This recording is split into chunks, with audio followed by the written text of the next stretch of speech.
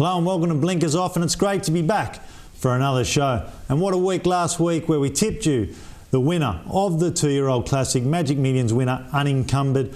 And we also had Nathan Berry and Bjorn Baker. And firstly, I'd like to say what a great rider was by Nathan Berry on unencumbered.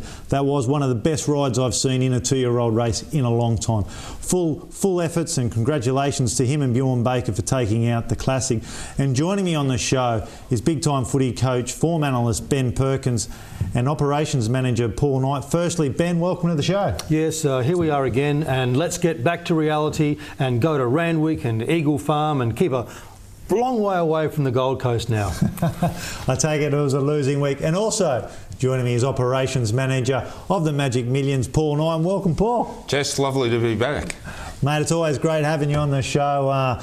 You were with me when it first started from the VIP room of the Magic Millions, and here we are. Live from the VIP room at the Magic Millions to here in the big studio at Bris 31. It's fantastic to be back. It is great, and it's always great having you on, and now we're airing in 4 capital cities. I mean, the show's just going forward. Oh, mate, it's going ahead of leaps and bounds since I left. It's great, eh? Stop it. Now. Must be you, Benny. Yeah. You brought the show ahead. You're giving a bit of class and culture, haven't you? But the people, they want winners. They want to hear this.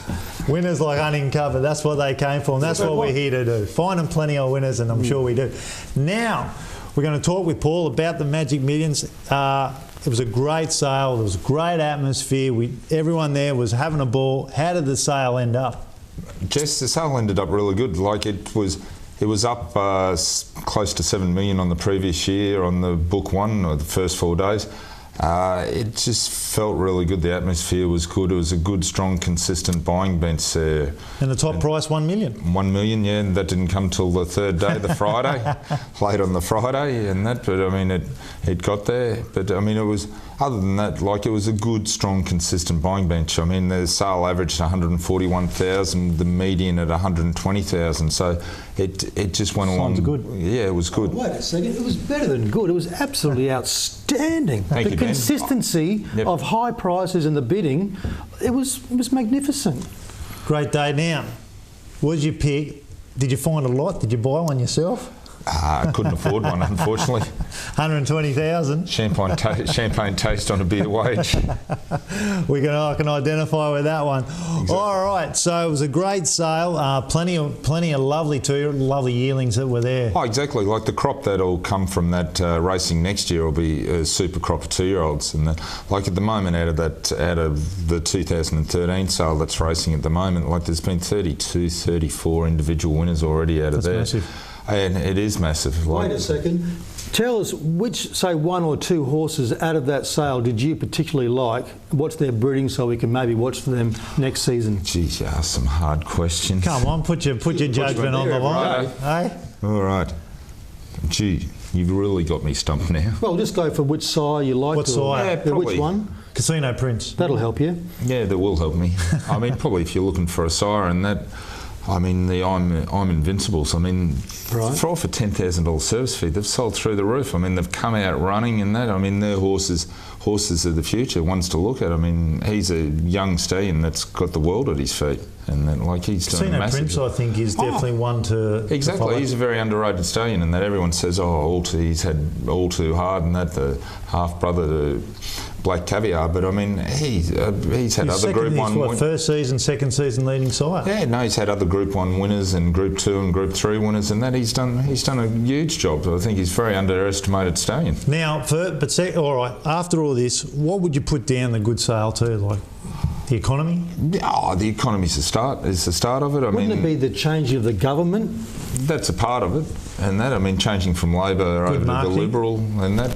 I mean, there's all good factors. I mean, the racing in New South Wales at the moment is really strong down there with the money that they've got going into prize money. Racing Victoria is strong with their prize money. I mean, in January, that's where our main domestic market is. I mean, there's some good buyers up here in Queensland that spend a lot of money as well. But I mean, our main market comes out of that New South Wales and Victoria area. I mean, the racing down there is just phenomenal. It's as strong as. To me, the worst part of the industry is the corporate bookmakers not being forced to go to the races field, put their prices up along with everybody else, and then everyone can lay off or whatever. Then colourful characters like myself go back to the track, run around, get followed around by people who want to see what I'm betting on, for the big boys. And instead I'm sitting home typing in bets on the computer. And these corporates, then if you back a winner, they cut you off. I mean, just last weekend, I got cut off by Sportsbet because I backed the last winner at Flemington. That's wrong.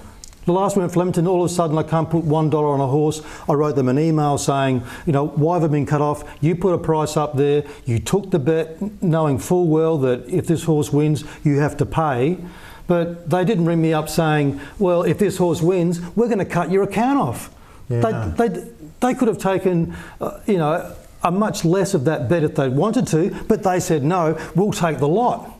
Geez, I mean, you'd have to almost think that that's a crime. Like, here they are operating a business and they won't let you get on. What sort of a bookmaking service is that? It's a Flemington race. I mean, it's not out at Port Pirie.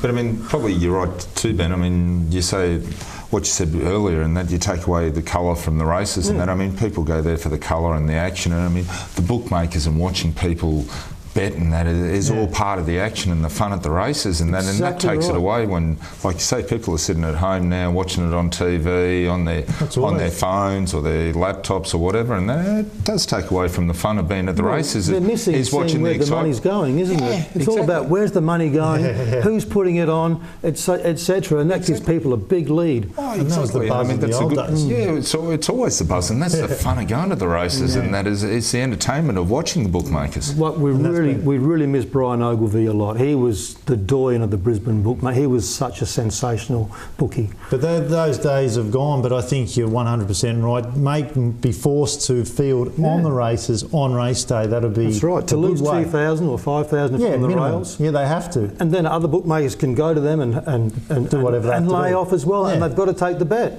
All right, now we're going to come back straight after the break. We're going to preview a few races at Doomben and a few races at Randwick, and guaranteed we'll find you a few winners.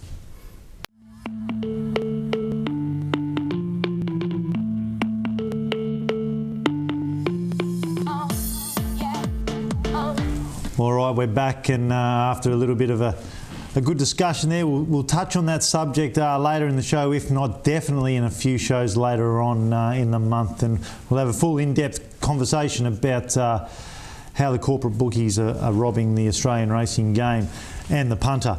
All right, now, Ben, we're going to preview race 6 at Randwick. What do you like here? Mate, really keen on the horse here. Number 2, Almighty Charge. When you do the speed map, Number 2, Almighty Charge, it's a Gay Waterhouse horse. They always like to race on the pace. This horse leads by itself. And, when you're dealing with 1,400 metre races and you can find the leader and there's nothing else to take it on, this is when you say, thank you, God, let's have a bet. So I'm particularly keen. I've marked this horse as a $2.60 chance. I've taken $3.30 about it. I think it's going to lead all the way and win. It has to beat the Waller, the Waller pair of number 4, Specific Choice. I think it can, and You'll Never, number 7. And Tony McAvoy's brought one up here, number 1, Misty Eyes, has a little bit of form, but I'm really keen on Almighty Charge. I think it's the best bet at Randwick on Saturday.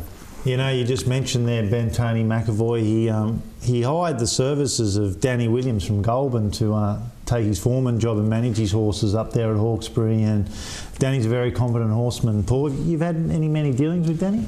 Only a few, but yeah, you're right. He is a very good horseman, and it'd be a great asset for the McAvoy stable there at Hawkesbury. I'll tell you one thing that Tony used to do, because I'm from Adelaide, as you know, and when he was working for David Hayes, you would never see Tony McAvoy go up to a bookmaker and bet. He always went to the tote. So no one knew what he was. No one but the tote lady knew what he was betting. I never gave anything away. Probably changed tote ladies as well in case she was. That's what he used to do. I can guarantee that because we used to watch him. All right, Paul. Race 6 here at Doomben. What do you come up with here? I've gone for the top weight from the Swedish stable, Secret Harmony. think it'll be hard to beat in the 3-year-old. 59. Yeah. It's a weak field. Jeez, It is weak field. strong. It's got the good man Larry aboard. It is. He's kicking it home. He's in good form lately, Laz. Yeah, he is riding in good form. It's not Eagle Farm, and it did fail second up last time, but it seems to have come back an improved horse going on that last win, which was pretty outstanding. Yeah, I mean, it's come back a bit stronger, and that, I mean, the 3-year-olds and that, each time in, they'll get a bit stronger, and they'll have learned a bit more from their last prep, so hopefully he'll be able to get back. He's got Larry aboard, the services of. He's in good form, Larry. He is. What are you tipping here, Jess? Well, I like number 6. No, number 4, Real Fabulous here. I think it's well in. It's got that Flight King form line, and it's got Barrier 2, Tegan Harrison taking off 1.5. I was only beaten, what was it beaten? Just under 3 lengths, 3.5 lengths at the coast. You know, I think that Flight King form's very strong. It'll hold up. And I think this horse is just so well weighted. It's got the good gait. That'd be a great each way bet. So I got 4 Real Fabulous on top from 10 Royal Finish, 3 Wide Secrets, and your tip, Paul and Larry's Mount Secret Harmony. I just had my queries, 59, Barrier 11, but I think Real Fabulous here is a good bet each way, and I'll be staying with it. Now we're going to have a bit of a laugh. We took Take to the hottest burger in the world challenge out at Cleveland. I tell you, this challenge was beyond pain, punter's pain. Burning ring of fire, my friend. This is the pain you feel when you get barred by the corporate bookmakers. Now here it is with punter's pain, where we try and attempt to eat the hottest burger in the world. Oh.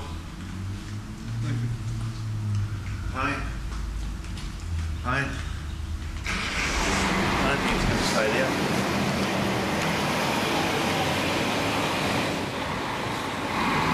Oh, you don't want to film this. Oh, this is mega there.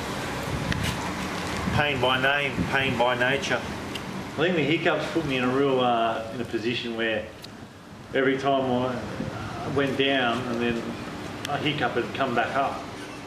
And then it got to a stage where I was sweating. I was in a world of pain, and then a hiccup would come in, and then the tucker would come up, so it would come halfway back up anyway. I'm done, yeah. I don't know, my tummy should have eaten before. I wouldn't say I'm a failure. I mean, I got halfway through the stupid thing. Anyone that's aspiring to do anything, you can jump off of Harbour Bridge, you can jump out of a plane, but I tell you, this challenge is as good as any. After the burger challenge, this is exactly what I need.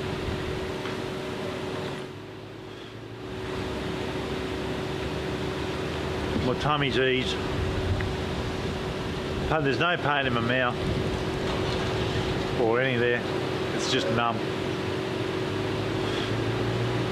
I'm disappointed I didn't eat it. I'm wrecked. Filthy. I want to go back in and finish it. I'm not going to.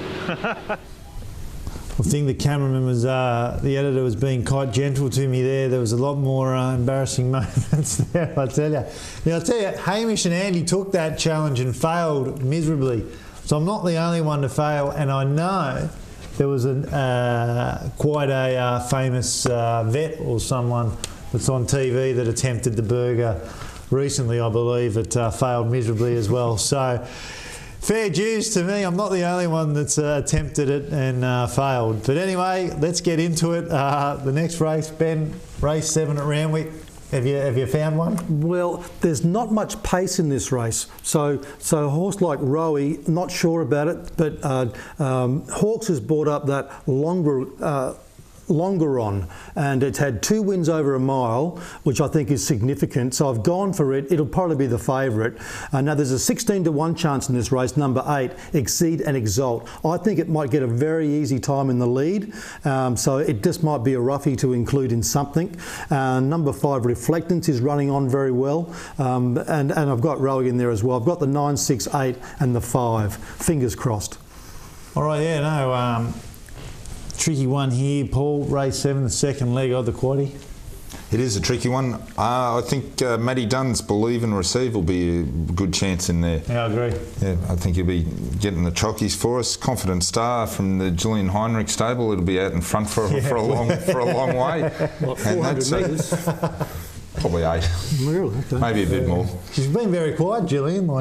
She was flying, and then she's been quiet for. It's time to come back. Yeah. Well, like all trainers, they seem to go through their peaks and troughs. Yeah. And then I was thinking Top Rada, who's consistent at the track, and that he'll be a fair chance in there for a place with Star Sammy bringing out the fourth.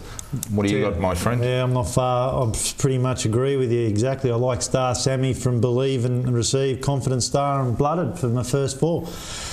So yeah, I agree with you. But Ben, Chris Waller, you claim that he was the best trainer in the country. He's setting up in stables around the country. Strike rate's not the best. Now, please. Well, it's not. It's 8.6% or something in Sydney. But look, I'm going to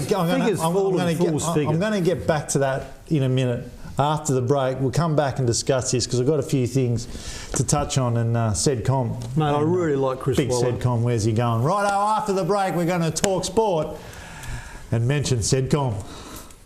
Okay, it's that time of the show where we talk sport. And Ben, we've got the Australian cricket team. They've regained form. You said it on the show, Darren Lehmann. What's he done to turn the team around? Well, he's made them a team. Like all of a sudden, all the players are talking. We as a team, we this, we that. Whereas before, they were all individuals, and cricket teams are universally always have been individual players. I've known cricketers for many, many years. Lehmann, Greg Blewett are two of the most team-orientated cricketers that I've ever known, and it was a certainty that Lehmann would get them going because that's what he does. Yeah, that's who he is. Amazing turnaround, Paul. It is. I mean, like you were saying, I mean, Lehmann's just turned it right around in that. I mean, he's brought unity to the side and that. He's brought friendship back in there and made them mates and that. They're not fighting against each other. There's not little factions here and there. He's the Bob Hawke of cricket. Yeah, he is. But what he's done, he's letting cricketers play cricket. And I think that's the most important thing. He likes to attack and play to win. Exactly. Righto, cycling? Cycling. Get on your bike and ride. How fast the Tour Down Under in Adelaide. A great cycling event, probably the elite event in this country. Oh, it is for sure. Do you like one in the race at all? Not really. I haven't studied the form guide enough. It's not like the Tour de France where I've got the form guide out for months on end and that, watching them come in and that. But it's a great event. It's around Adelaide and that, and out through the hills and that. Benny probably can tell me a bit more about the scenery over there, being a former I must admit, I can tell you a good story because when I was 15, a friend of mine and I, we rode down to Victor Harbour and stayed there, and the friend of mine was Phil Scott. Now, Phil Scott, you may know his son, Adam Scott. So we drove 50... And golfer? Yeah, it goes all right. It goes all right. His dad goes okay as well. So we rode our bikes up through the Adelaide, up O'Halloran Hill and all the way. It was a torturous ride because I never got a bike till I was 15. Because my parents said, there's no bike for you. And then, of course, when you turn 16 in Adelaide, you get a car licence, so see you later, bike. The bike only got one good hit out, and that was down to Victor Harbour and back. Now, the NRL, Brad Fittler, he's making a comeback at 42. Surely he won't last, surely. It'll be interesting to watch over in the Auckland Nines. Yeah. And that a new competition that's coming in this year, a lot of prize money. And so it'll be interesting to watch. For my mail is that he won't get a clearance to play. On what grounds? It's ASDA or WASDA or whichever one of those ones are. The Drug Authority would have had to register 6 months ago with the NRL, supposedly, is the story out there. Okay. So it'll be interesting to see what comes. See what developments come there. But it'd be great to see Freddie back. I mean, he's a superstar on the field and that. I mean, he'd be as fit as ever. Yeah, 42. No, you're kidding. 42, he's playing nines and then he's just got to pass the ball off, put him into the gap. He doesn't have to do too much, does he? He's got to I'm sure he can do that still, can't he? Really? All these young kids who are fit and on all the supplements nowadays. Gee, He'd have a lot over him. I mean, really? You don't think he's that 42? good? 42. Mate, you 42. lose it. Yeah, Jeez. well, I lost it early. Has he still got it, really? Well, All right. you never know. It'll be interesting to see. The I rugby. mean, it'll bring a lot of people into watching it. Yeah, it will, definitely. I'll be going out to see him if I get a chance. What, you going to fly over to Auckland? Wyong. No, because they're playing the Newcastle Knights at Wyong on the same weekend. Fantastic. So apparently he's playing in that, so I'll probably fly down for that. Beautiful. Drive down even. Will that Be bring worth out the it. other stuff? Who's the other one? The gun boy. Maybe. You never know. Righto, rugby, the Australian rugby team. Yes. Where are they going? Are they on the improve? No, they're definitely improving. There's no doubt about that. They're definitely improving. And when they get back Palu and especially Scott Higginbotham, who I'd be very tempted to make captain of this side because he's wild, doesn't care, plays just get out of my way, barge, just doesn't care. Like, I love that sort of player. And you put him back in the side, Ben Moan won't even get in the side once these blokes come back. So don't worry about him. You put Higginbotham in there, he's going to really bolster that team a lot. Yeah, so it'll be interesting to see over the next year how they develop the Australian squad. So put a bit of mongrel back in the side as well. that's what they need. That's what they need. Yeah, Yeah, they Gotta need get up and go. You need a bit of mongrel in your team, in any team. That's what Buckley said about he likes his ruckman. He wants a bit of mongrel in him. I mean, every team needs it. Mate, everyone's saying Colin was going down this year, and Well, Buckley's only got 2 years before he's out of the job. Is that If he right? doesn't win a flag. Mark Williams, then you think? I think so. Oh, that'd be good. Me for president. Mate, I'll settle for Eddie, Mark you go. Williams. Yeah. I'll settle for Mark Williams. Yeah. 1 out of 2 ain't bad. Give us a break. All right. Now, we got the Australian Open as well, and I think Serena Williams, she's awfully short, around $1.60, $1.70, but I was just looking through the statistics, and she's played in 21 Group 1 tennis tournaments, and she's won 17 of that 21 and only lost 4, and she's won 5 Australian Opens, 5 US Opens. She's a hard court specialist, and the only ones that have beaten her who are Jelena Jankovic, Maria Sharapova and Sam Stosur and Victoria Azarenka. They're all in the bottom half of the draw. So Serena's just going to get a cushy flow, and I think the short price will see Serena Williams over the line. So that's she's short, but I'm sure it'll be sweet. That's your mail. Now it's my mail. Now, best bet on the program, Paul? Race 8, number 3 in Brisbane, Dolphin Elf. Race 8. Race 8. Oh, Race geez. 8. Not race 9. No, race 8 for me. Okay. I like race 9, number 8, Country Command. I think that is the best bet. What about Bingo Rose? Yeah, I've got it in for 3rd. Oh, that's kind. Good old bingo.